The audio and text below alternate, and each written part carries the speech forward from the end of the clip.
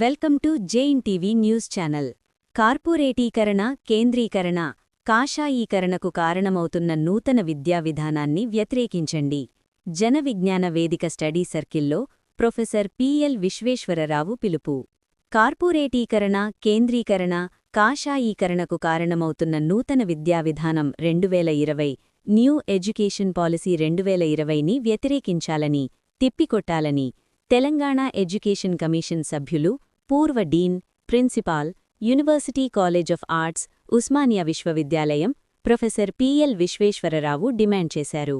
జన విజ్ఞాన వేదిక Andhra Pradesh education sub committee ఆధ్వర్యంలో జరిగిన online study circle professor P L Visweswararao ప్రధాన వక్తగా పాల్గొని ప్రసంగించారు.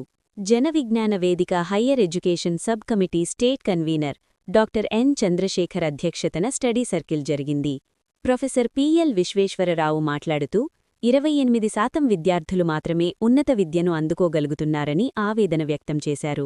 కొఠారీ కమిషన్ 6% నిధులు ఉన్నత విద్యకు కేటాయించాలని కోరిందని, తెలంగాణ, ఆంధ్రప్రదేశ్ రాష్ట్రాల్లో 1.8% నుండి 2% వరకు మాత్రమే ఉన్నత విద్యారంగానికి నిధులు కేటాయిస్తున్నాయని, మొత్తం విద్యారంగానికి సుమారు 8% నిధులు మాత్రమే బడ్జెట్లో కేటాయిస్తున్నారని, ఇవి ఎంతమాత్రం సరిపోవని తెలిపారు.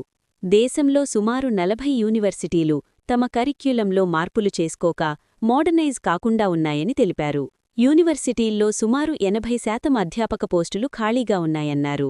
అధ్యాపకులకు శిక్షణ కార్యక్రమాలు లేకపోవడం వలన, క్రియేటివిటీ లేని బోధన వలన విద్యార్థులను చదువు పట్ల ఆకర్షించలేని పరిస్థితి ఉందన్నారు. భౌతిక వనరులు, ప్రయోగశాల సౌకర్యాలు, కంప్యూటర్ ల్యాబ్ సౌకర్యాలు, ఇంటర్నెట్ వంటి సౌకర్యాలు లేకుండా విద్యాలయాలు వెనకబడుతున్నాయన్నారు. నూతన విద్యా విధానం 2020 కేంద్రీకరణ, కార్పొరేటీకరణ, కాషాయీకరణల విధానాలతో విద్యారంగం నాశనమయ్యే పరిస్థితి ఉందన్నారు. యూనివర్సిటీల్లో కాంట్రాక్టు నియామకాలు సరికాదన్నారు. పరిశోధనలకు నిధులు పెంచాలని కోరారు.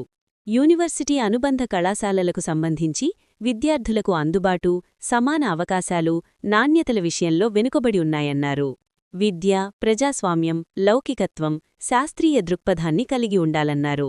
విద్యారంగంలో శాస్త్రీయ భావనలు చొప్పించబడుతున్నాయని ఆవేదన వ్యక్తం చేశారు. విద్య పొందడం ప్రతి ఒక్కరి ప్రాథమిక హక్కని తెలిపారు. అమెరికా లాంటి దేశాలలో కామన్ స్కూల్ సిస్టమ్ ఉంటుండగా మన దేశంలో లేకపోవడం చాలా విచారకరమని తెలిపారు.